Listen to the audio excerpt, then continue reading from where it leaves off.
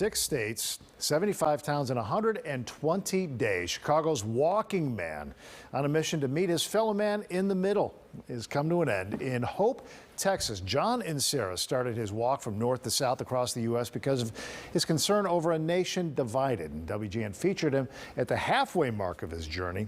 And our Julie Unruh catches up with him again now that he's crossed the finish line. His feet are sore, his heart is full, but he's hopeful.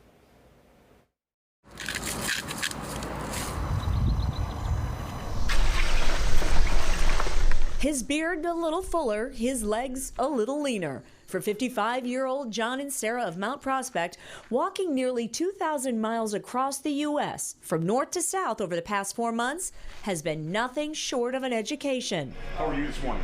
I'm fabulous. I'm John. Nice to meet you, John. I'm Dawn. He's been trying to spark a conversation about America's divide these days. His gym shoes, his vehicle, the heartland, his classroom. This epic journey showed him today's negativity is too much for everybody, no matter where you live or what you believe. They want to break from that. In the core of everybody's desire, they would like to see our country become more united. After retiring from the restaurant industry, Insera founded FOSH, For Our Shared Humanity. It's a nonprofit giving a voice to people in search of common ground. Let's do it. Start workout.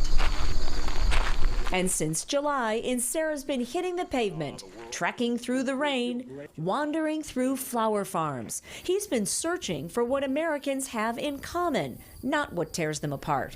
He says he found it in Oklahoma, where he met Kimberly of Kingfisher. She owns a coffee shop called Strange Brew. They all told stories about how this has become the center of the town for connection and conversation, and it's sort of where they meet in the middle.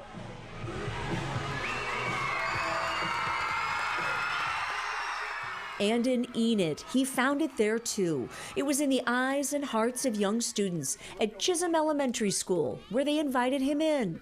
Insera called the encounter the thrill of a lifetime. The energy was palpable. The energy was, it was off the charts. 650 students studying the same thing Insera's preaching. Small community actions with a big return. We had a magical day. Pretty easy walking out of Enid with all that energy. He ate with new friends, like the Bryant family in Waco.